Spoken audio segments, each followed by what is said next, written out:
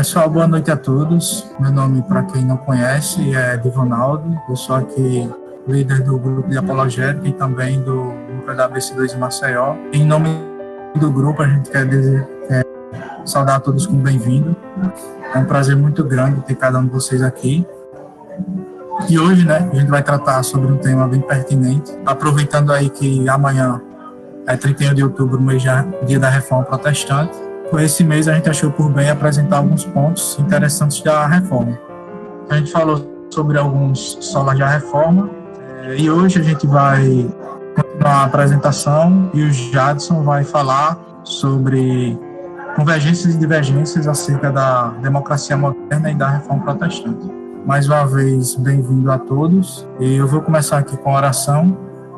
E também não posso deixar de mencionar, a gente tem aqui algumas pessoas fora, Lucinei, que eu pelo menos não vi ali outras reuniões, o Daniel, a Artêmia, Nicole, e também pessoas que já são aqui do grupo, pelo menos do WhatsApp, tem a Ana Lauriceia, o Jadson também, que ele faz parte aqui da liderança do grupo local, o Ebson também, que nos ajuda, enfim, agradecer a presença de cada um. Vou começar com a oração e logo depois, Jadson está contigo, certo? Pai, te agradecemos por tudo, obrigado por este momento que estamos aqui, obrigado pela vida de cada um, que o Senhor possa abençoar a apresentação, Senhor, que possa ser muito proveitoso, muito enriquecedor para cada um de nós, que possamos, Deus, também através das perguntas, comentários, possamos crescer juntos, e que teu nome possa ser glorificado, Deus. Obrigado pela presença de cada um, em nome de Jesus, amém. Jadson, está contigo, fica à vontade aí. Amém. Vou iniciar aqui a apresentação. A Reforma Protestante, e a democracia moderna. Convergências e divergências, Essa foi a temática que a gente escolheu aí para poder fazer uma reflexão nela, A apresentação ela não vai ser muito abrangente. Eu fiz a opção de escolher um autor, que é o suíço André Bieler. Também não sei se é exatamente essa a pronúncia do sobrenome dele, ou na verdade se até a pronúncia do nome, Ele é suíço. Fiz a opção por esse livro do André Bieler, A Força Oculta dos Protestantes. Perfil geral aí do autor, ele era pastor, formou-se em teologia em 1939, depois ele cursou economia, formou em 59. Na sua função de pastor, além das paróquias que ele exerceu sua função, também foi capelão na Universidade de Genebra e foi professor universitário. Coloquei esses aspectos finais aqui para poder aproximar um pouco mais da gente, a gente ter a percepção de que ele era um acadêmico também, além de teólogo, também um acadêmico envolvido nas questões científicas e acadêmicas, não apenas teológicas, ou seja, não apenas eclesiástica. Esse livro saiu sua primeira edição em 1995, em francês. A primeira edição em português, que é essa que eu vou fazer uso, saiu em 99 e saiu uma segunda edição em português em 2017. Eu acho muito bacana, eu prefiro a imagem dessa primeira edição. A gente não encontra mais disponível, somente provavelmente aí utilizado. Confesso que a primeira vez que eu li a capa desse livro, eu li apenas A Força dos Protestantes. Eu achei bacana porque quem fez o design colocou a palavra oculta, um pouco oculta, e aí um pouco meio desatento, como eu fiz essa leitura inicial, do livro, não percebe que exatamente a palavra oculta está um pouco oculta, Achei muito bacana quem fez a capa, que teve atenção nesse detalhe, Simples, mas interessante. Esse livro, como ele foi escrito em 1995, a gente está falando aí já de um André Bieler maduro, já na casa aí dos seus 80 anos, já exercido sua função de pastor, de professor universitário. Então a gente está falando, um autor já bastante maduro, bastante experiente. Esse livro é uma espécie de ensaio, Ele mesmo caracteriza a escrita desse livro, beleza. A escrita desse livro como um ensaio, Então é uma escrita mais livre, mas não deixa de ter o rigor acadêmico. E a escrita desse livro partiu de uma objeção ou de um problema. Os protestantes, ameaça ou oportunidade ou ameaça para a sociedade. Essa vai ser a objeção ou o problema que vai levar ele a escrever esse livro. E foi dividido em duas partes.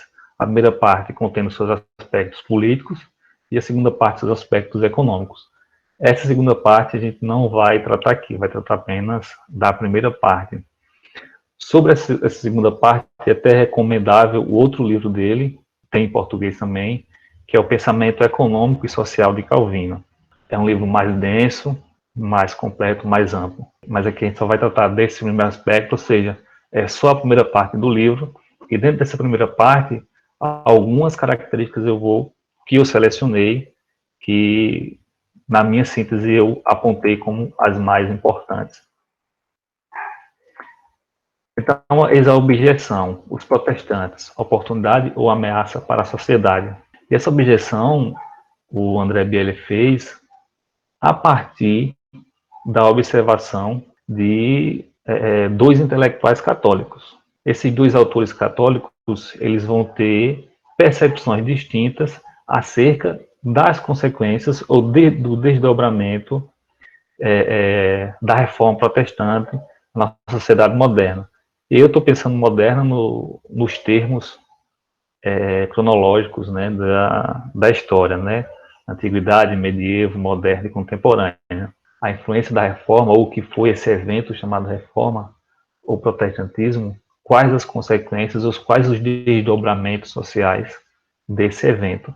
E os dois autores que ele vai apontar, ou vai trazer como autores, sendo católico, irão ter percepções muito distintas acerca do que foi a reforma protestante e quais seus desdobramentos relacionados às características políticas. O primeiro dele é esse Alain Pierrefti, também peço desculpa, que eu não sei se realmente é essa a pronúncia, em que ele parte da seguinte afirmação, desse autor, segundo Biele: a reforma elimina pouco a pouco a autoridade cesariana, ou seja, está remontando ao imperialismo romano, libera a energia emancipadora, e ele está apontando um cesarianismo, que é envolvido com ou relacionado com um catolicismo, ou seja, um papismo, uma igreja papal. A Contra-Reforma esmaga a virtude emancipadora, reforça a tendência opressora. Os países protestantes, de forma diferente, segundo esse autor apontado por Biele, os países protestantes apropriaram-se da lição de Erasmo, ou seja, está relacionado ao Renascimento e ao humanismo, e evoluíram para a tolerância e o policentrismo. Os países católicos, em sua obsessão unitária, perseguiram o pluralismo e construíram o monocentrismo. Essa é a avaliação de um autor católico. Outro autor católico, segundo o Biele, chamado Roberto Beauvoir, também desculpa pela pronúncia.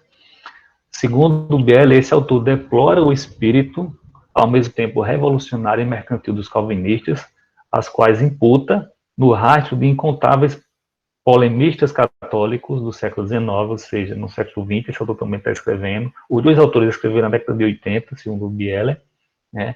Então, esse segundo autor está vindo numa linha de polemistas ou apologistas católicos do século XIX, em que aponta todas as deficiências da sociedade democrática industrial moderna. Os cristãos reformados, diz ele, ou seja, diz Roberto Beauvoir, os cristãos reformados são responsáveis pela destruição das antigas estruturas hierárquicas e autoritárias que proporcionaram aos países latinos a ordem. Os valores cristãos tradicionais, no encadeamento de causas e efeitos, que vai da reforma à plutocracia moderna materialista, passando pela filosofia do iluminismo, a maçonaria e a Revolução Francesa, o mais nefasto produto do protestantismo, e vê ele, ou seja, Roberto Beauvoir, segundo o Biele, ele vê degradar-se o Ocidente.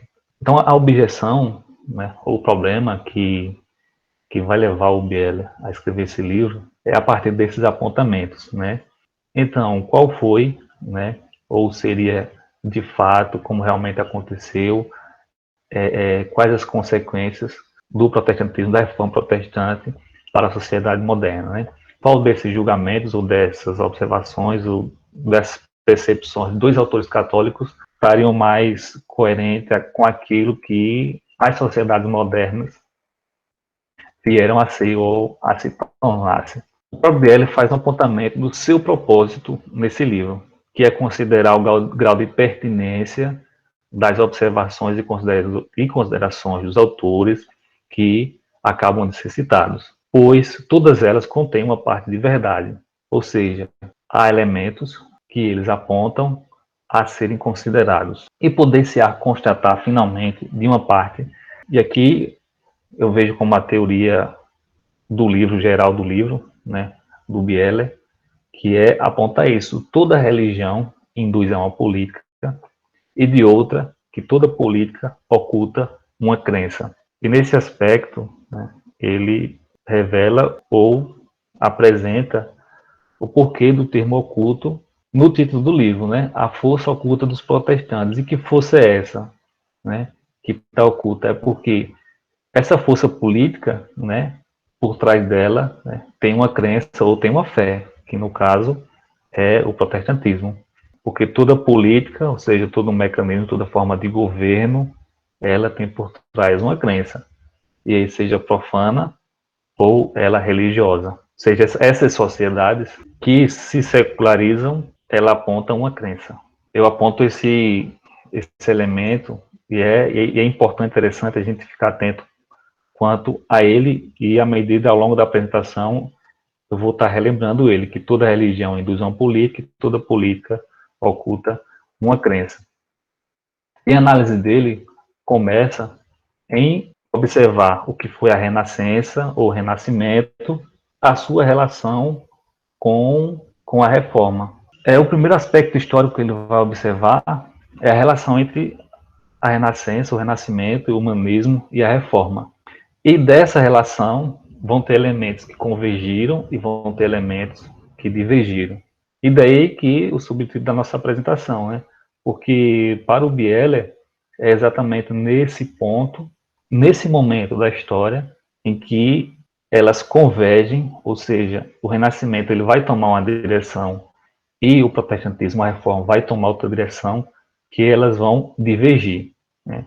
Vai ter um momento que elas estão próximas, mas posteriormente elas vão divergir. E essa divergência que vai levar, logicamente, outros fatores também, mas essa divergência que vai encaminhar a percepções distintas dos modelos de sociedade ou de modelos de governo, né? Modelos estatais, modelos políticos, modelos democrático, republicano, monarquista, parlamentarista. Essa divisão, né, ou esse afastamento entre eles que vão, entre a Renascença e a Reforma, que vai traçar modelos distintos de forma de governo. Não tem esse momento de convergência. A Renascença, né, o Renascimento, ele é anterior à Reforma Protestante, mas eles juntos são dois elementos, né, imprescindíveis para a compreensão do que foi a modernidade. E aqui eu falo isso independente do posicionamento do Biele quanto a isso, né, a Renascença e a Reforma serem características imprescindíveis para a gente compreender a modernidade, né. A Renascença ela precede, né, lembrando isso, a Reforma, e segundo o Biele, e para o Biele, Renascença e Reforma correspondem ambas ao mesmo anseio. São dois movimentos complementares, sobre os quais é difícil dizer qual engendrou o outro, porque chega um momento em que eles estão tão conectados que há tantos elementos que fica difícil exatamente ter essa separação. De fato, a instigação mútua começou antes que emergisse à superfície da história as agitações sucessivas, que posteriormente foram aglutinadas sob a denominação de Renascença e Reforma. Então, depois elas vão tomar outros contornos e se distinguirem. Mas, a princípio, essas duas características eram correlatas a elas, né? O retorno às fontes da cultura humana e cristã, tanto para o Renascimento, para o humanismo, quanto para o cristianismo, nesse retorno a essas fontes, e a tradução da Bíblia, que tem exclusiva uma tradução do Erasmo de Roterdã. né? E o primeiro momento também, a relação entre o Erasmo e o Lutero é bastante significativa, porque você tem esse momento em que eles se aproximam e depois eles se distanciam bastante. Isso fica bem evidente quando o Erasmo escreve sobre o livre-arbítrio e dedica ao Papa, e o Lutero responde com o servo-arbítrio. A escrita desse livro,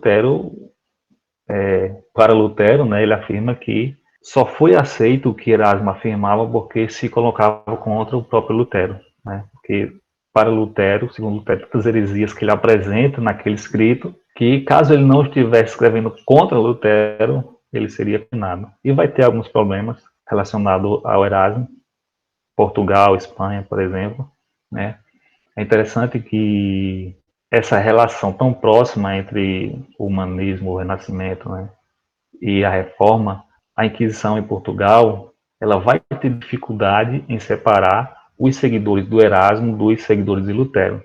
Você tem um período muito repressivo da Inquisição em Portugal e você tem condenados ao luteranismo, que era o termo que os inquisidores utilizavam para caracterizar o protestantismo, sendo que as análises históricas têm apontado que, na verdade, eles eram seguidores de Erasmo, não necessariamente eles eram luteranos, mas apontando como essa relação estava tão próxima, né, os seus métodos, as suas críticas à igreja, nesse momento, né, inicial. Porém, vai haver um distanciamento, uma divergência, né, que Biel aponta. A distância que certos humanistas haviam assumido com relação à pesquisa teológica renovada, arrefecidas pelo autoritarismo exclusivista do catolicismo romano, só fará aprofundar-se. E, novamente, o caso de Erasmo é emblemático para caracterizar isso, né, quando ele escreve sobre o livre-arbítrio e dedica ao Papa, né, demonstrando colocar-se à disposição da Igreja Católica Romana e demonstrar quanto ele estava se distinguindo da reforma ou dos reformadores. Ela se restringiu a um retorno puro e simples à civilização pagã da antiguidade, o desdobramento, isso como um desdobramento do humanismo, né, para o Biele, até a completa separação do cristianismo para incidir na ilusão de conhecimento do homem por ele mesmo, recurvado sobre si mesmo e indiferente à revelação cristã.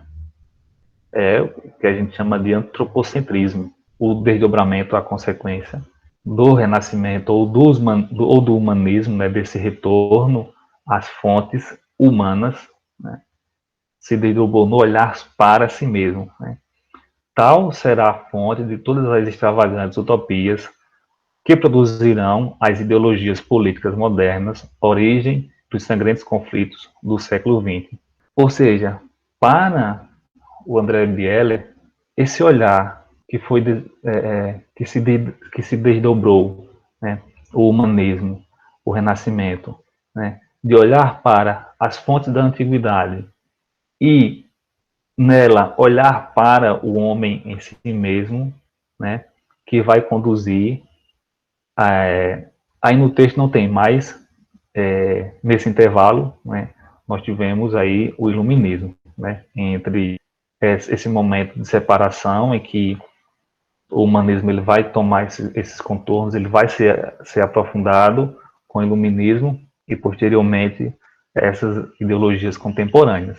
E aqui eles são dois pontos que para o Bieler se divergiram, se distinguiram ao longo da modernidade, a reforma e o renascimento. Porque a reforma, né, ou o protestantismo, ele caminhou para um humanismo cristocêntrico. Ou seja, ele está sempre olhando para Cristo. Né?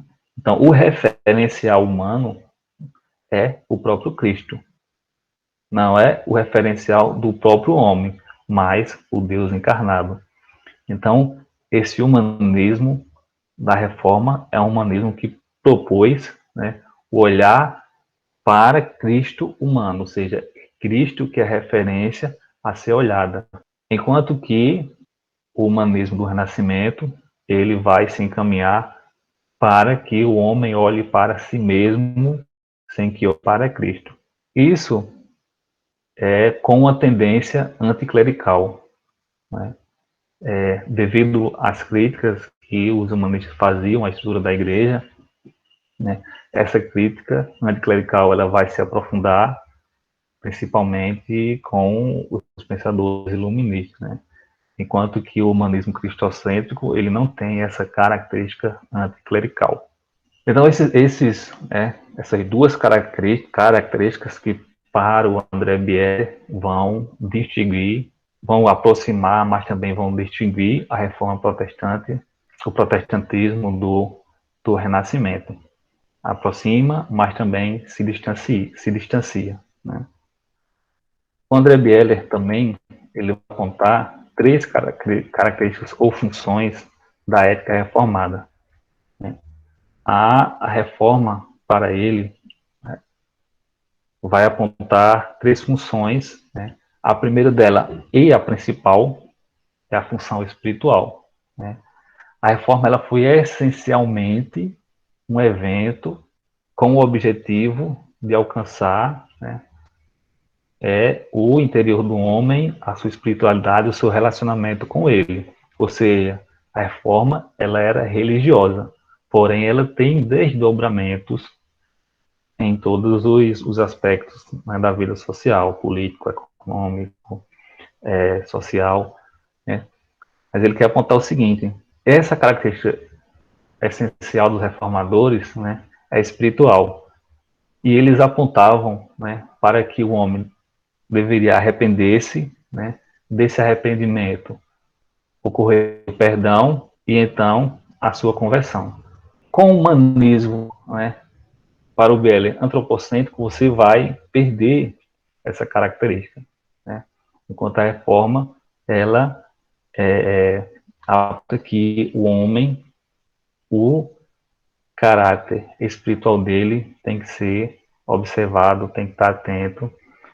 É imprescindível essa característica espiritual para a ética reformada. E essa espiritualidade, ou esse caráter espiritual de reformar o homem, né, o André Bieler aponta que se desdobra em uma função moral. Essa função é obedecer à lei divina em amor, reconhecendo esse amor divino que foi expresso naquele humanismo cristocêntrico, ou seja, que foi revelado em Deus encarnado, que é Jesus, né? Então, eu passo a seguir e a obedecer às leis de Cristo por reconhecer o amor que ele expressou por mim na cruz em Cristo, na pessoa de Cristo.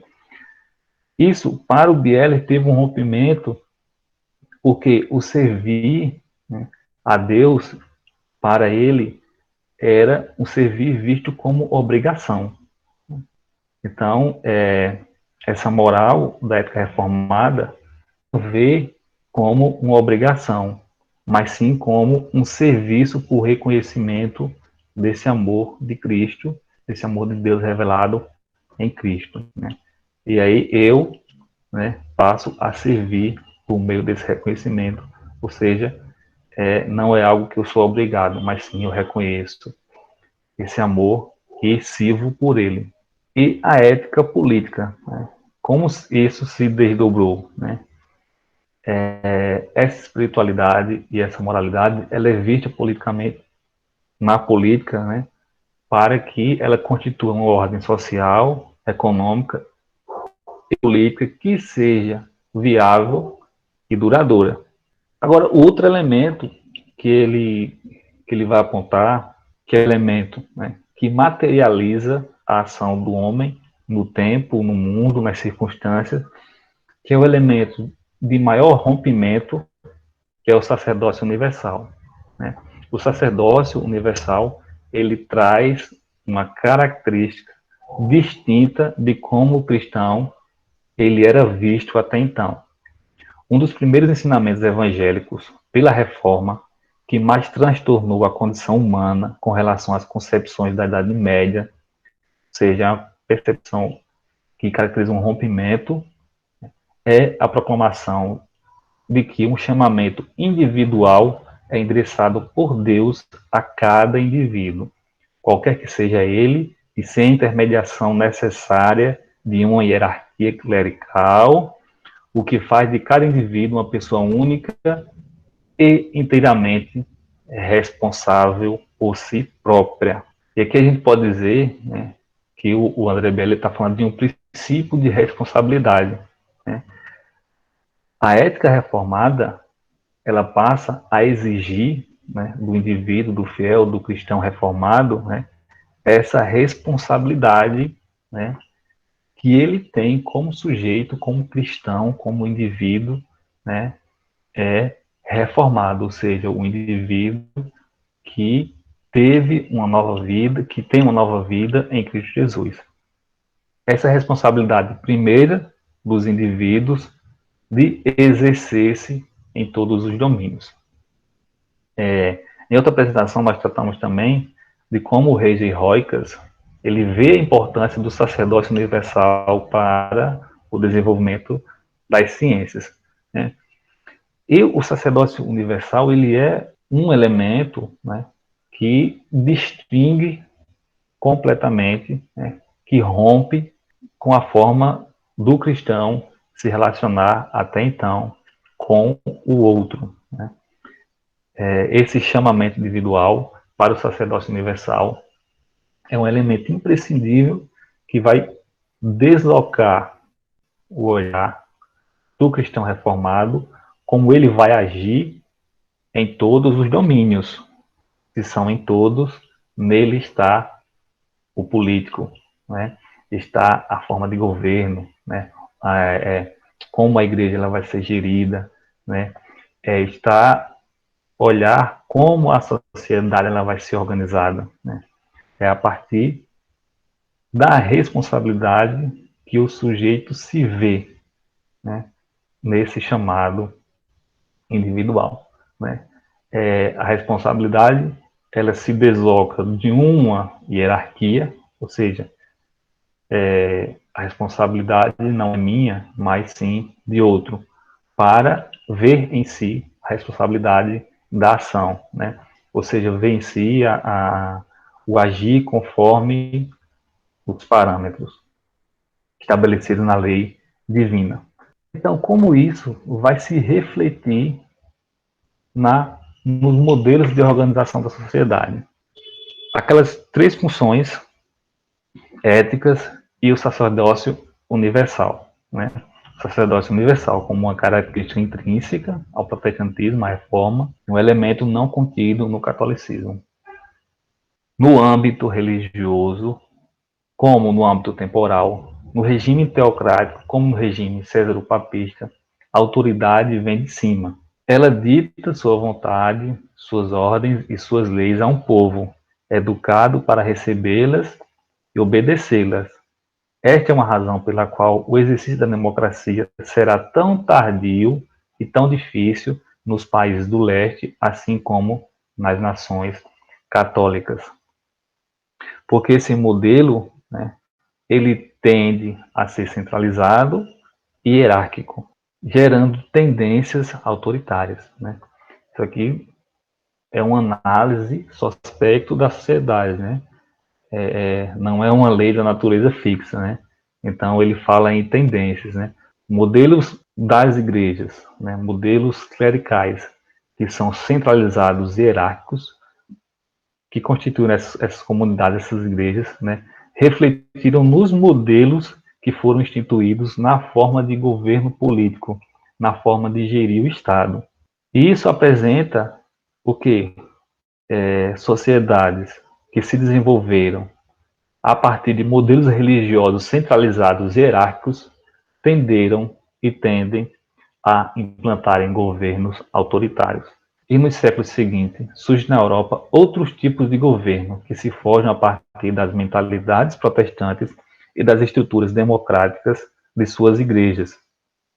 Desde o século XVI, em Berna, Bali ou Genebra, no século XVII na Inglaterra, depois na Holanda, nos Estados Unidos, nos países nórdicos, por toda parte, onde prosperam maiorias fortes, onde prosperam maiorias ou fortes minorias protestantes, instalaram-se regimes liberais e democráticos sob a forma de repúblicas ou de monarquias parlamentares constitucionais.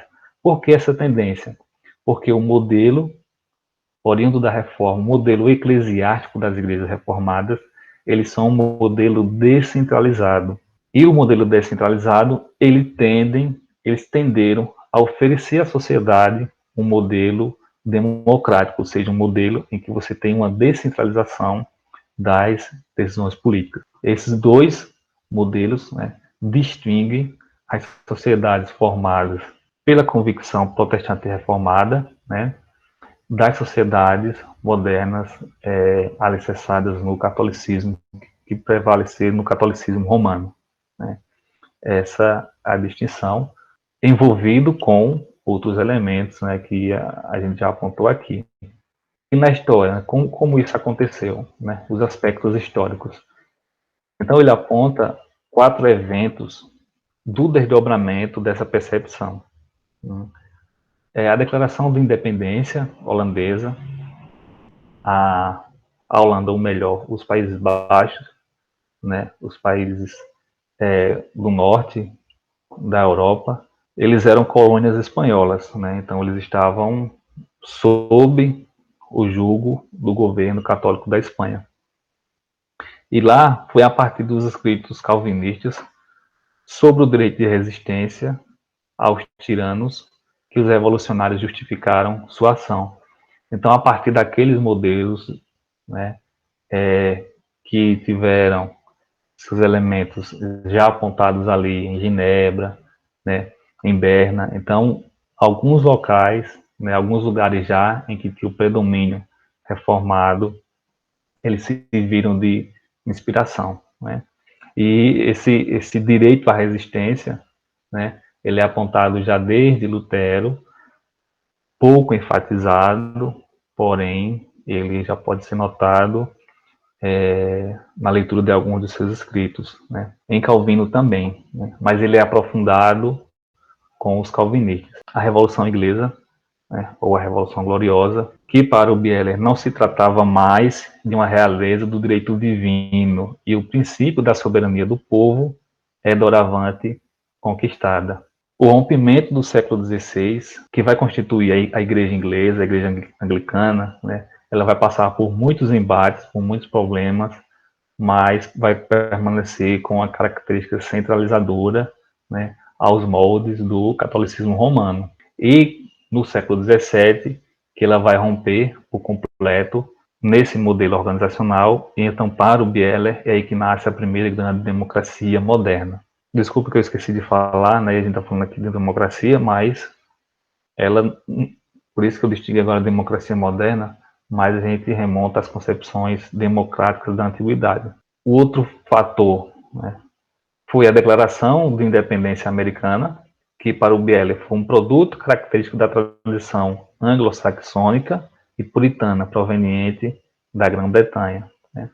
Mais uma vez trazendo esses aspectos, né, do direito à resistência ao governo tirano, né? As colônias, elas eram autônomas, né?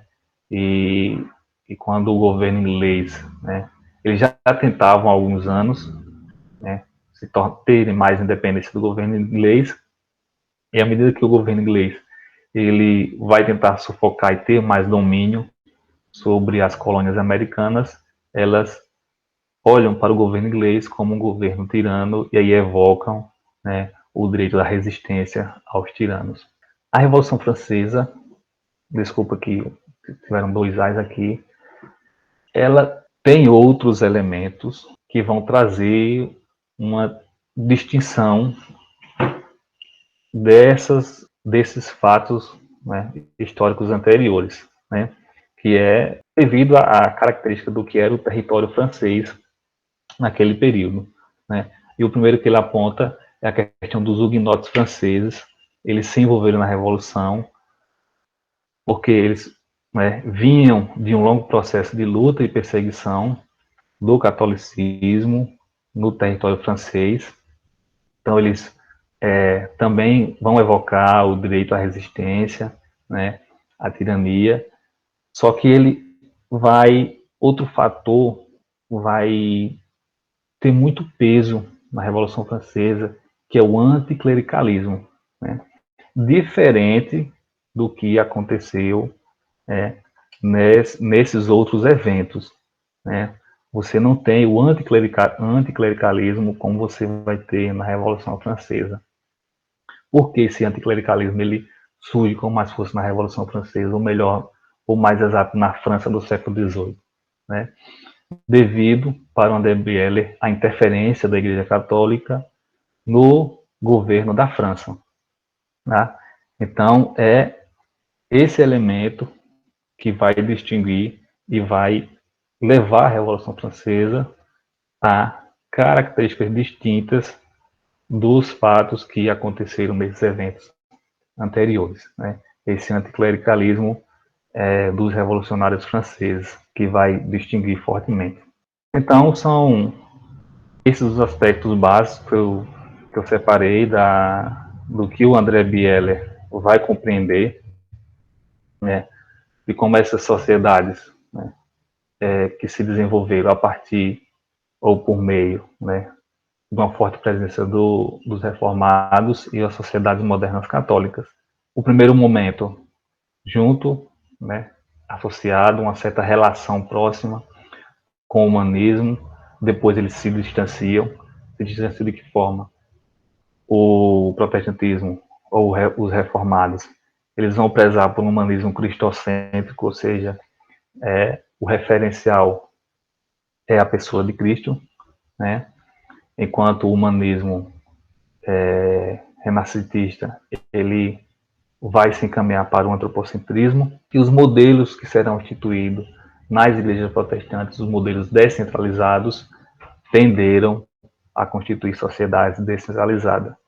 E aqui eu trouxe uma citação do Hermann Dove, que aponta outro elemento que vai distinguir ou diferenciar essas sociedades. A noção de que o Estado cristão deve reconhecer uma certa denominação como a Igreja de Estado, ou ao menos como a única Igreja verdadeira, ou de que o Estado cristão deve favorecer um certo credo como se fosse o único verdadeiro. O status de autoridade oficial legal essencialmente deriva da antiga concepção de escolasticismo romano, que atribui a totalidade da revelação temporal do corpo de Cristo a uma mera instituição temporal. Desde o começo, a Reforma protestou veementemente contra esse erro básico. Em seu ponto de partida, ela se voltou à noção da Igreja invisível, isto é, o corpo supratemporal de Cristo, e se colocou exatamente em oposição à identificação católica romana dessa Igreja invisível com a instituição eclesiástica temporal. A igreja, né, invisível, né, ela não é a igreja visível, né?